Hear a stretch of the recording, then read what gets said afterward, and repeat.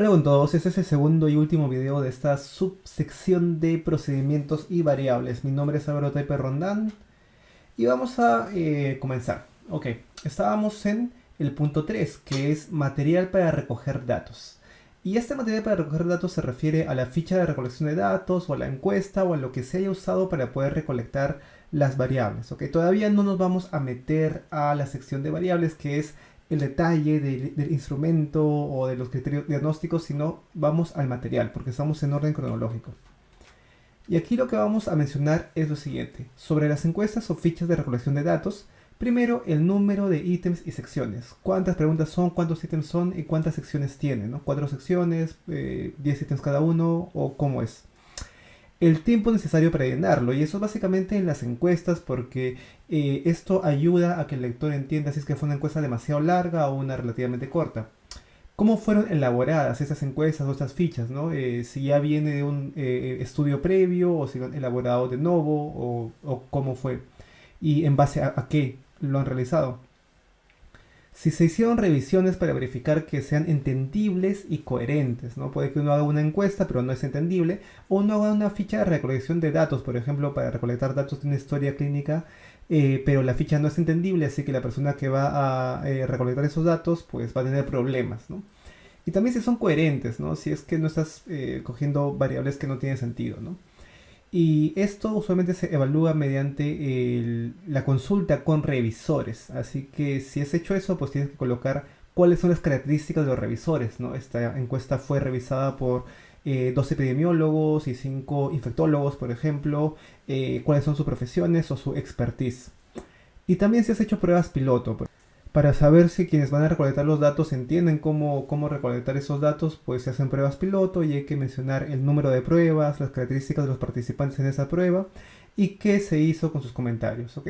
No es necesario colocar todo esto, ya saben que dependiendo del tipo de estudio van a poder priorizar o no colocar incluso alguno de estos ítems. Pero ojo, aquí no estamos abordando a detalle los procedimientos, escalas o preguntas usados en cada variable. Eso lo vamos a detallar en la sección de variables. Aquí solamente nos estamos deteniendo en el instrumento que se ha usado para recoger los datos y cómo se ha creado a grandes rasgos. Acá tenemos algunos ejemplos. Por ejemplo, en este estudio, pues qué cosa nos dicen en este subtítulo, de hecho, que han creado para instrumento dentro de la sección de métodos. Nos dice que la encuesta fue diseñada ad hoc. Este término significa que fue diseñada a propósito para este estudio, que no fue copiada de otro lugar. Y estuvo dividida en 4 secciones, sección 1, 2, 3 y 4 con sus títulos. Esta encuesta tuvo una duración de 10 minutos aproximadamente. Para el presente estudio se analizaron la primera y la tercera parte de las 4 secciones, se supone, ¿no? La encuesta fue elaborada por los investigadores en conjunto con médicos del Comité Médico Joven del CMP y fue mostrada a 7 médicos jóvenes para asegurar que las preguntas sean entendibles. Acá tenemos varios de los criterios que hemos mencionado. Nos faltaría tal vez el tiempo que se demoraba en promedio alguien en llenar esta encuesta y si se han hecho pruebas piloto. Acá tenemos otro estudio, también tenemos una sección de procedimientos donde han incluido parte de esto. Y nos dice que los autores del presente trabajo elaboraron una encuesta de 22 preguntas. Entonces fueron los autores los que lo han elaborado. Y aquí sí nos menciona el número de preguntas. Sobre la base de la bibliografía que existe sobre el tema. ¿Okay? La literatura fue revisada por 3 investigadores externos que cuentan con publicaciones sobre tuberculosis en el transporte público. Acá creo que debería decir la encuesta. Además, se realizó un piloto de la encuesta en una de las escuelas, contando con una participación de 41 personas, a las cuales se les solicitó que señalaran las preguntas que no entendieran o que presentaran alguna dificultad. Fundados en las recomendaciones de los revisores y la información recolectada en el estudio piloto, se realizó cambios a la encuesta. Esta parte última también es un poco relevante, es decir, qué cosas se hizo con el piloto o con los resultados de las revisiones. Entonces, esos ejemplos, ojo, que estoy colocando no es que sean perfectos todos, simplemente son como para comentar cómo lo ha hecho uno u otro grupo de investigación. Siempre se puede ser un poquito más detalloso, pero también tenemos que tener este balance porque hay un número de palabras máximo. Entonces, el máximo detalle posible sin pasarnos del número de palabras máximo. Aquí tenemos otro ejemplo en el cual se registraron datos de historias clínicas neonatales. Y lo único que nos mencionan en la sección de métodos es lo siguiente. Con la finalidad de caracterizar adecuadamente las defunciones, los datos fueron recolectados en una ficha de datos, diseñada para el estudio que contenía las siguientes variables, y enlistan las variables y lleva al siguiente tema que es variables. Pero aquí no te está mencionando el número de secciones, cuánto tiempo demoraba.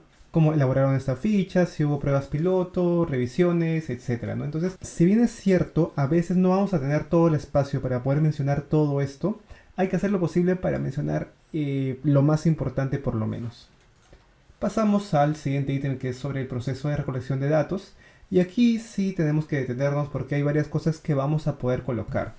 Uno, ¿quiénes recolectan los datos? Puede ser importante colocar su profesión y qué entrenamiento ha recibido, ¿no? Recibió un entrenamiento en ese tema durante tantas horas, se le evaluó de esta manera, etcétera, ¿no? Dos, ¿cuándo fue que se recolectaron esos datos? La fecha o el rango de fechas, el dónde, el lugar, y si fue un lugar privado, tal vez, si es que eran datos sensibles, necesitaba un lugar privado, cómo se logró esto, y cuánto tiempo demoró, ¿no? Cuántos minutos, cuánto tiempo demoró esta recolección. Luego, ¿cómo se encontró a los participantes? Es decir, ¿cómo sabíamos nosotros que esos eran los participantes que estábamos buscando? Y eso es un proceso que varía mucho de estudio a estudio, que tiene que estar escrito a detalle. Luego, ¿cómo se abordó a los participantes? Una vez que lo identificaste, te acercaste al participante y qué le dijiste, si hubo un consentimiento informado, incentivos para que participen del estudio. Y sobre todo resaltar si hay alguna diferencia entre grupos. O sea, si por ejemplo hiciste el estudio en dos hospitales y en un hospital lo abordaste de una forma y en otro de otra forma, tienes que mencionarlo de manera transparente. Luego, si hubo más de una etapa, ¿qué flujo siguieron los pacientes, ¿no? Por ejemplo, si primero le hacías una encuesta, luego le sacabas sangre y luego lo pesabas, o al revés, ¿no? ¿Cuál fue el flujo? Luego, especificar si los participantes podían repetirse o no. A veces, pues, tú tienes un estudio en el cual los participantes pueden volver una y otra vez, por ejemplo, si estás haciendo un estudio en emergencias, o a veces no. A veces solamente lo vas a contar como si fuera uno y la próxima vez que vuelva ya no lo cuentas. Luego, ¿cómo fue la digitación de los datos? ¿Quiénes hicieron esta digitación? Puedes poner incluso si son los investigadores, sus iniciales, y si fue por duplicado o si fue una sola persona o cómo es que comprobaron esto. Y el nombre del programa usado, ¿no? Usaron RedCap o algún otro programa o incluso solamente en Excel, no sé. Luego las revisiones de calidad. Hay varias formas de revisar la calidad de los datos. Por ejemplo, reencuestar aleatoriamente, ¿no? Encuestaste a 1000 personas, pero no sabes si la calidad de tus encuestas fue buena, si la gente que contrataste lo hizo bien. Así que puedes llamar de esas 1000 a unas 20 y volver a hacerles toda la encuesta para ver si es que coincide, ¿no? O doble digitación, o doble encuesta, o supervisión, que hay varios tipos, etcétera, ¿no? Luego, ¿quiénes del entorno sabían que se estaban recolectando los datos? Y esto es a veces relevante, porque si es, por ejemplo, datos que está recolectando en un hospital y todo el mundo sabe que está recolectando los datos, puede que haya un riesgo de modificar el comportamiento o el tratamiento que estás dando, ¿no? Si estás haciendo un estudio sobre el mal uso de un antibiótico y todo el mundo sabe eso, pues tal vez dejen de usarlo, ¿no? Y eso va a ser debido a que saben que el estudio se está realizando, así que es importante mencionar esto. Y finalmente, ¿cuándo se dejó de recolectar los datos y por qué? Se dejó de recolectar los datos cuando se alcanzó cierto número o cuando sucedió algún evento y por qué, ¿no? ¿Porque era lo planeado o porque tal vez fue algo de fuerza mayor? Como ves, esa es una de las partes más complejas y pues igual puede ser muy diferente de estudio en estudio, ¿no? Acá tenemos por ejemplo un estudio en el cual se evaluó la calidad de vida de migrantes venezolanos en dos ciudades del norte del Perú. Y cómo encontrar y cómo encuestar esos migrantes venezolanos era todo un reto, ¿no? Por ejemplo, te dice que debido a que no hay un censo, si somos estereotipo bola de nieve, los encuestadores fueron estudiantes de psicología del X siglo, quienes fueron capacitados en la aplicación del cuestionario, aspectos éticos a considerar y sobre la variable calidad de vida en general, ¿no? Que ellos realizaron el rastreo y la identificación de los migrantes venezolanos, recorriendo las calles y puestos comerciales aledaños a la Plaza de Armas. Ahí está como figurando el dónde. Por ser una zona céntrica con gran movimiento de personas, incluso hay partes que tienes que justificar, ¿no? El por qué los he hecho así, ¿no? Como en este caso. Los secuestradores identificaron a los migrantes venezolanos prestando especial atención en el uso de prendas con colores de la bandera del país de Venezuela, los rasgos físicos y el acento al hablar. Entonces está siendo transparente sobre las indicaciones que tenían ellos, ¿no?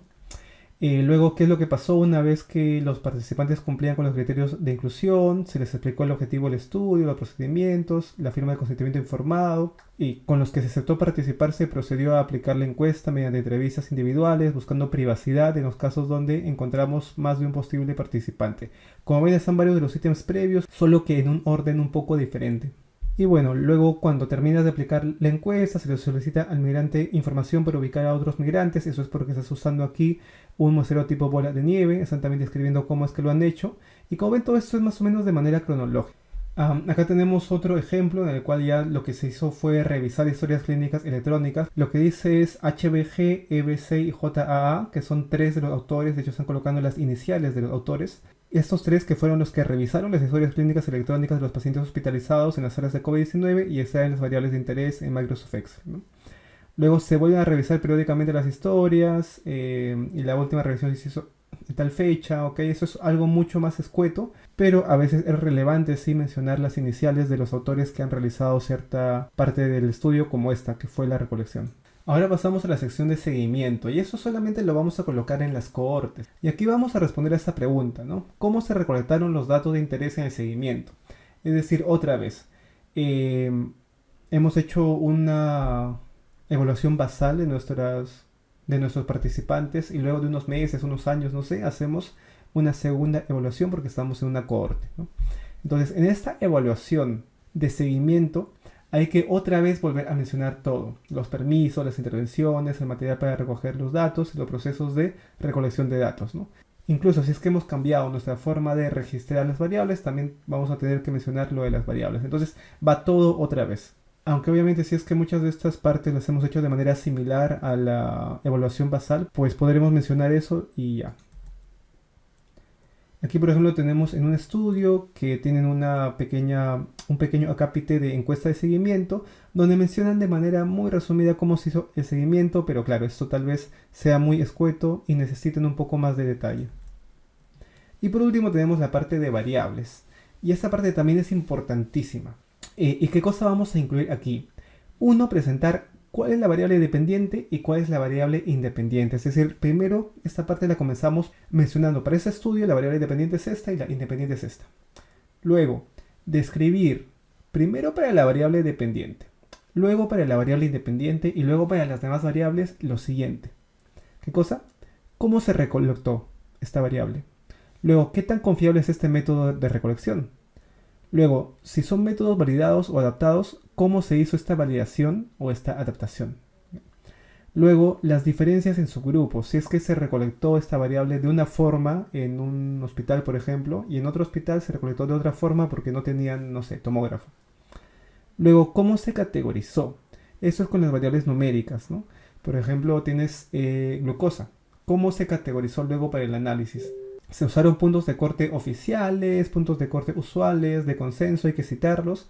O si no habían esos puntos de corte, se usaron terciles, cuartiles o algún punto que pareciera lógico. Idealmente justificar este punto, ¿okay? Entonces, todo esto lo hacemos primero para la variable dependiente, que suele ser la más importante. Luego para la independiente, aunque a veces podría cambiar, pero generalmente es así. Y luego para todas las demás, ¿no? Obviamente para todas las demás variables el detalle va a ser menor. Finalmente, hay que recordar algo. Todas las variables descritas deben estar en la sección de resultados. No podemos describir una variable y luego cuando vayamos a la sección de resultados no está ni en el texto, ni en las tablas, ni en ningún lugar, ¿ok?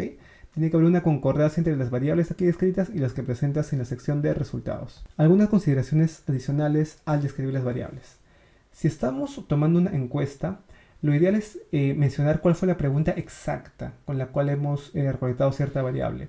Y esto, para las variables principales, puede estar en el texto, o puede estar en un material suplementario, o puede que, como le hemos puesto el link al protocolo, podemos enviarlos al protocolo. O podemos ponerlo en las tablas de los resultados, es decir, en la tabla de resultado poner de manera textual cuál fue la pregunta, ¿no? Especialmente para variables complejas que tienen que ver con escalas o algo de eso. Obviamente para otras no va a ser ya demasiado derroche de palabras.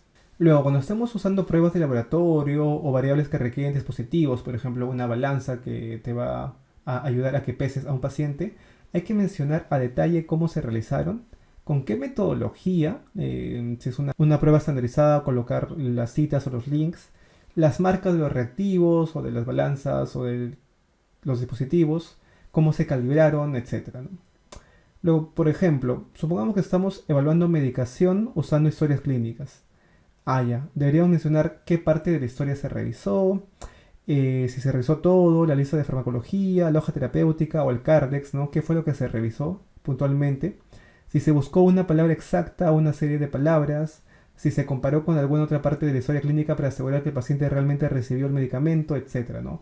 Y si queremos evaluar como una variable el diagnóstico de alguna enfermedad, no hay que olvidar citar los criterios diagnósticos, ¿no? Eso de aquí son consideraciones adicionales a lo que ya hemos visto, que es esto. Aquí un ejemplo, en ese estudio en el cual tienes la percepción sobre el trabajo en el primer nivel de atención como variable dependiente, pues los autores han colocado un subtítulo que dice variable dependiente, dices cuál es la variable dependiente y comienzas a desarrollarla, ¿no? Luego otro subtítulo en el cual colocan las variables independientes, que en este caso son varias porque es un estudio de factores asociados, y las mencionas y más o menos entre paréntesis vas detallando un poco de cada una. Ahora, por ejemplo, en este caso la variable independiente se evalúa mediante una escala de 11 ítems. Y como va a ser un poco complejo colocar en el texto cada uno de los 11 ítems, pero es importante que el lector los lea, los entienda para que entienda de qué se trata todo esto. Este estudio en la tabla de sus resultados coloca cada uno de los ítems. Entonces las palabras textuales con las que hizo cada una de las preguntas no están en la sección de métodos, sino en la sección de resultados. Pero igual lo está mencionando, ¿ok? Esto es un truco o una estrategia que se puede usar para no colocar demasiadas palabras en la sección de métodos, porque ya saben que cuando colocan más palabras en una tabla, eso no se cuenta como parte del límite de palabras que te pide la revista. Aquí hay otro estudio en el cual realizan ciertas pruebas y por ejemplo hay una prueba que es la reacción del RT-qPCR que es descrita a detalle. Aquí hay unas cosas interesantes como colocar el origen de los equipos, por ejemplo, que aquí en Alemania. También aquí al final nos dice más información de esa prueba in-house disponible en esa dirección, ¿no? Como para que puedan tener muchos más datos sobre esto. Aquí hay otro estudio en el cual nos dicen que para evaluar cada ítem se realizó una escala de Likert, así como lo hicieron estudios previos y aquí hay una cita, ¿no? Eso es importante. Y luego nos dice que cada ítem fue evaluado con esta pregunta. Ok, aquí la pregunta sí no la están poniendo en el texto, ¿no? Y nos dan las alternativas, ¿no? De no existente, insuficiente, suficiente, bueno, muy bueno y excelente, ¿no? Cada uno con su puntaje. Tanto para la variable principal y luego describen las variables secundarias. Cuando tienes que listar varias variables, de hecho, como hicieron en este estudio, pues luego de cada variable puedes colocar entre paréntesis su definición, ¿no? Por ejemplo, aquí nos habla de hipertensión, entre paréntesis, presión arterial sistólica mayor o igual a 40 o presión arterial diastólica mayor o igual a 90 o autorreporte, ¿no? Y luego citan de dónde han sacado esa definición. Luego body mass index, ta. Luego obesidad, ¿no? Entre paréntesis, índice de masa corporal mayor o igual a 30. Y así todas las demás. Y obviamente todo eso tiene que ser de manera sincera, ¿no? Y bueno, cuando estás redactando ese artículo y te das cuenta que me diste mal tu variable principal, que usualmente es tu variable independiente, pues esto puede ser muy malas noticias para ti. Bueno, eso es todo con respecto a esta sección. Muchas gracias.